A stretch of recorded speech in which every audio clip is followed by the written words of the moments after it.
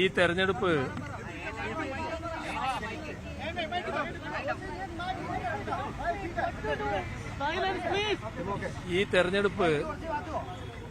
LDFന് കേരളം ചരിത്ര വിജയം സമ്മാനിക്കുന്ന തെരഞ്ഞെടുപ്പായിരിക്കും.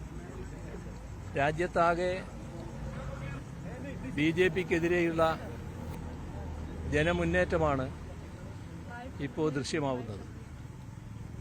രാഷ്ട്രത്തിന്റെ സംരക്ഷണത്തിന് ഇതാണ് ഏറ്റവും പ്രധാനപ്പെട്ട അവസരമെന്ന് ഇന്ത്യയിലെ ജനങ്ങളാകെ തിരിച്ചറിഞ്ഞുകൊണ്ട് BJPക്കെതിരെയുള്ള വലിയൊരു മുന്നേറ്റം എല്ലായിടങ്ങളിലും ഉയർന്നു വരികയാണ്. കേരളത്തിലെ BJPക്ക് നേരത്തെ തന്നെ സ്വീകാര്യതയില്ല. ഇവിടെ വലിയ പ്രചാരണമൊക്കെ നടത്തുന്നുണ്ടെങ്കിലും നമ്മുടെ സംസ്ഥാനത്ത് കേരളത്തിൽ ഏതെങ്കിലും ഒരു മണ്ഡലത്തിൽ BJP രണ്ടാം സ്ഥാനത്തുണ്ടാകില്ല എന്നത് ഉറപ്പാണ്. അപ്പോൾ BJPക്ക് ഒരു സീറ്റ് നേടാൻ കഴിയില്ല എന്ന് മാത്രമല്ല, രണ്ടാം സ്ഥാനം പോലും ഒരു മണ്ഡലത്തിലും ലഭിക്കില്ല എന്നതാണ് കേരളത്തിൻ്റെ പൊതുവായ പ്രതികരണം. ഇതിന് നാം കാണേണ്ടത്, ഈ തെരഞ്ഞെടുപ്പിൽ പ്രത്യേകമായി കാണേണ്ടത്, കഴിഞ്ഞ 5 വർഷക്കാലത്തെ അനുഭവമെടുത്താൽ കേരളത്തിനെതിരെയുള്ള നിലപാട് സ്വീകരിച്ച 2 കൂട്ടരുണ്ട്. അതിലൊന്ന് BJP തന്നെയാണ്.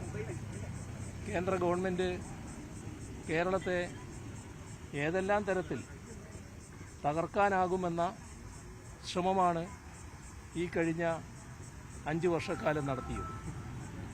എന്നാൽ കേരള വിരുദ്ധ സമീപനം BJPയും BJP നേതൃത്വം കൊടുക്കുന്ന കേന്ദ്ര ഗവൺമെന്റും സ്വീകരിക്കുമ്പോൾ കേരളത്തിൽ നിന്ന് വിജയിച്ചു പോയ UDFന്റെ ഭാഗമായ 18 അംഗങ്ങളും അതോടൊപ്പം കോൺഗ്രസും UDFും കേരള വിരുദ്ധ സമീപനമാണ് തുടർച്ചയായി സ്വീകരിച്ചു വന്നത്.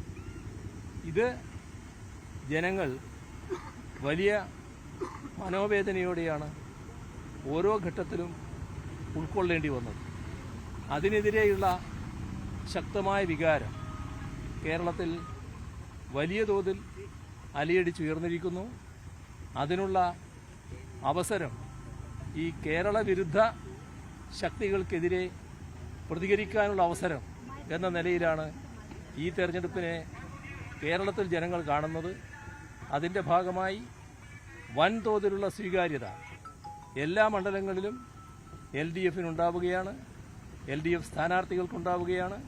മികച്ച വിജയം LDF സ്ഥാനാർത്ഥികൾ ഈ തെരഞ്ഞെടുപ്പിൽ കേരളത്തിൽ നേടുമെന്നുള്ളതാണ് കാണേണ്ടത്.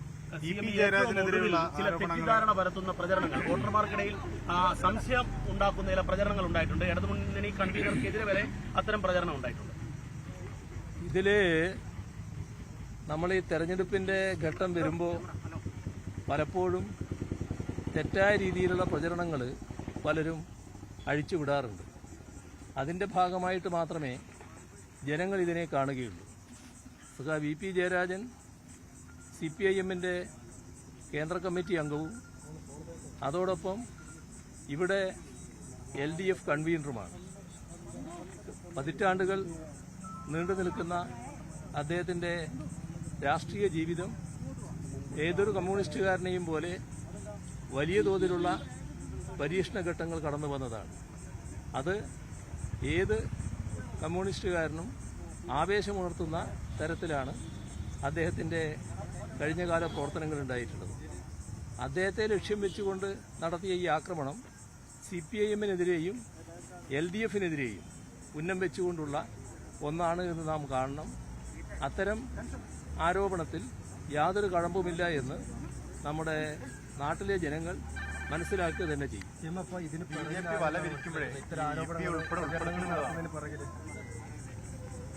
ഇന്നിപ്പോ കെ സുരേന്ദ്രനും ഇത് ആവർത്തിച്ചിട്ടുണ്ട്. BJP അറിഞ്ഞുകൊണ്ട് എന്നൊക്കെ പറഞ്ഞു. കെ സുരേന്ദ്രൻ സ്വാഭാവികമായിട്ടും ഈ പ്രചരണത്തിന്റെ വക്താവായിട്ട് മാറുമല്ലോ. കെ സുധാകരനും കെ സുരേന്ദ്രനുമൊക്കെ ഒരേ രീതിയിലാണല്ലോ എല്ലാ കാലത്തും പ്രചരണങ്ങൾ നടത്താറുള്ളത്.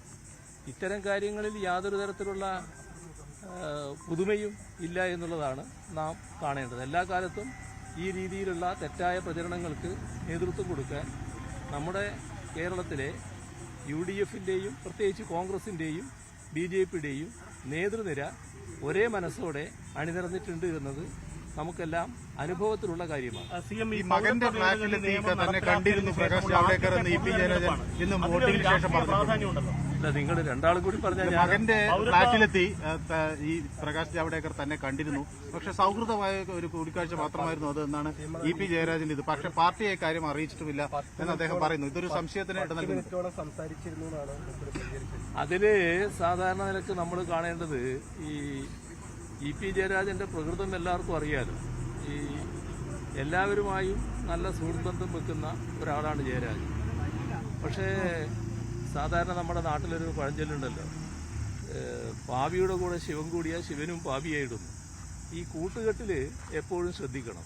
നമ്മുടെ നാട്ടില് ഉറക്കപ്പായെന്ന് എഴുന്നേൽക്കുമ്പോൾ തന്നെ ഇന്ന് ആരെയാണ് വഞ്ചിക്കേണ്ടത് എന്ന് ആലോചിച്ചുകൊണ്ട് ആ ഉറക്കു തെളിയുന്ന ആളുകളുണ്ട്. അത്തരം ആളുകളുമായി കൂട്ടുകെട്ട് അല്ലെങ്കിൽ ലോഹ്യം അല്ലെങ്കിൽ അതിർകവിഞ്ഞ സ്നേഹബന്ധം അതൊക്കെ സാധാരണഗതിയിൽ ഉപേക്ഷിക്കേണ്ടതാണ്. ഇതിൽ സഖാവ് ജയരാജൻ ഇത്തരം കാര്യങ്ങളിൽ വേണ്ടത്ര ജാഗ്രത കാണിക്കാറില്ല എന്നത് നേരത്തെ തന്നെ ഉള്ള ഒരു അനുഭവമാണ്. അതിൻ്റെ ഭാഗമായി ഈ കേരളത്തിൽ ഏറ്റവും അധികം സംശയകരമായ സാഹചര്യത്തിൽ നിൽക്കുന്ന ഒരു വ്യക്തിക്ക് ഇതിൻ്റെ സാക്ഷിയായി വരാൻ കഴിഞ്ഞു എന്നത് നാം കാണേണ്ടതായിട്ടുണ്ട്. ആ മനുഷ്യനാണെങ്കിൽ എങ്ങനെയായാലും പണം, എനിക്ക് പണം കിട്ടണം എന്ന ചിന്ത മാത്രമുള്ളയാളാണ്. ആരാണോ പണം കൊടുക്കുന്നത് അതിനനുസരിച്ച് വാദങ്ങൾ അണിനിരത്താൻ ഒരു മടിയുമില്ലാത്ത ഒരാൾ.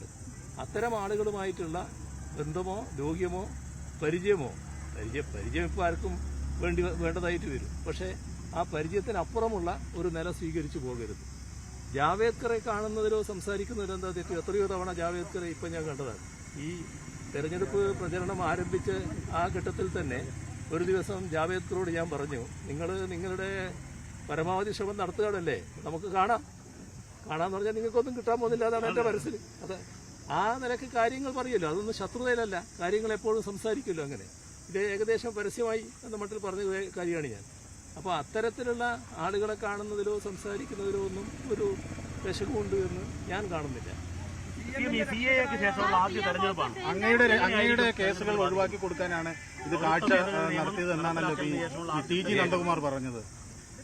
ലാവലിൻ ഉൾപ്പെടെയുള്ള കേസുകളിൽ നന്ദകുമാറിന് എന്റെ കേസിലുള്ള ബന്ധത്തെ പറ്റി എനിക്ക് നല്ലതുപോലെ അറിയാലോ. നിങ്ങൾക്കത് അറിയുമെന്നറിയില്ല കേട്ടോ. എന്നോടാണ് ചോദിക്കുന്നത് ധരിക്കണം കേട്ടോ. നന്ദകുമാറിന് ഏതെല്ലാം തരത്തിൽ ബന്ധങ്ങളുണ്ട് എന്നുള്ളത് എനിക്ക് നന്നായി അറിയാവുന്നതാണ്. അത് മറ്റാരും പറഞ്ഞ് ഞാൻ മനസ്സിലാക്കേണ്ട കാര്യമല്ല. പക്ഷെ ആ കാര്യത്തിലേക്കൊന്നും ഞാനിപ്പോൾ പോകുന്നില്ല. അങ്ങേക്കെതിരെ പ്രവർത്തിച്ച ആളായിരുന്നില്ല. അല്ല, ഞാൻ പറഞ്ഞല്ലോ, അതിനെപ്പറ്റിയൊന്നും കൂടുതൽ ഞാനിപ്പോൾ പറയാൻ ഉദ്ദേശിക്കുന്നില്ല. ഇത്തരം ആളുകളൊക്കെ എന്തെങ്കിലും ശ്രമം നടത്തിയിട്ട് എന്തെങ്കിലും ഫലം കിട്ടിയോ? അവരവരുടേതായ വഴി വല്ലാതെ നോക്കി എന്നുള്ളത് ശരിയാണ്. അതിന് ഫൈനാൻസ് ചെയ്യാൻ ഒരു കൂട്ടർ ഇവിടെയുണ്ട്. അതാണ് നിങ്ങൾ കാണേണ്ടത്. നിങ്ങളെ കൂട്ടത്തിലും ചിലരുണ്ട്.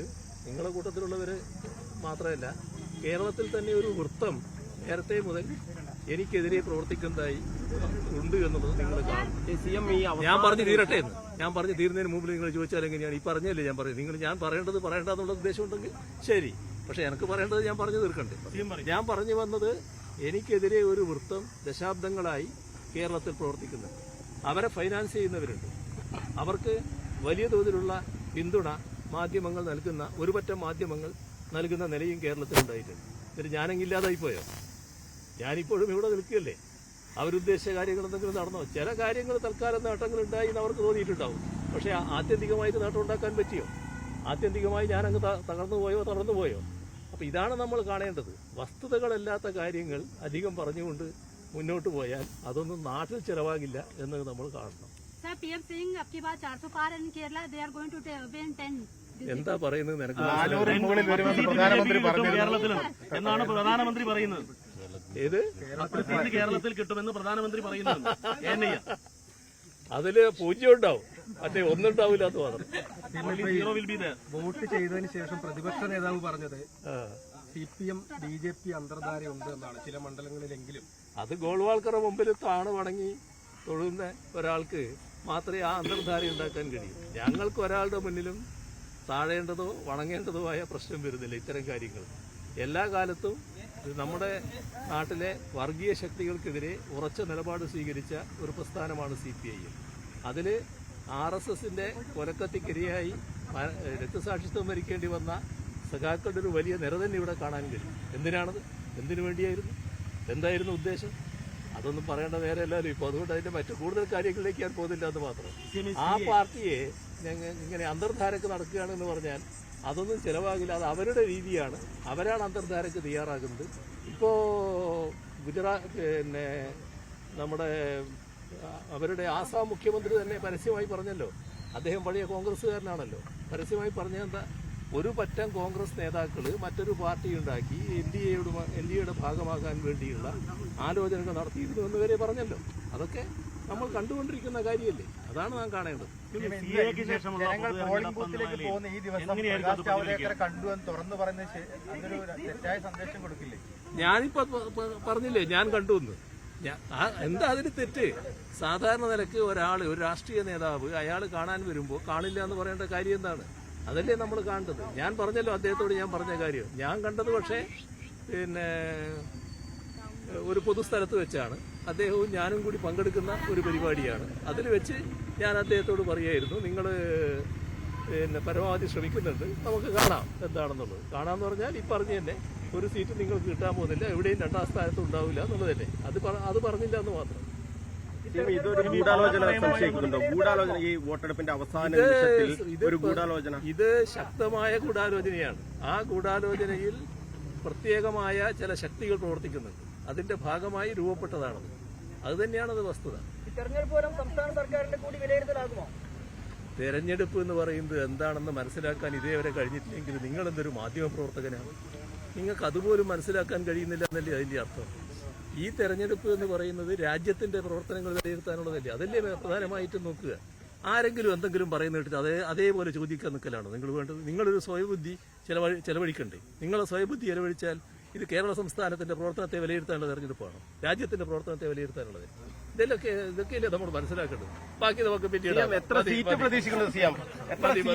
സീറ്റ് പ്രതീക്ഷിക്കുന്നുണ്ട്?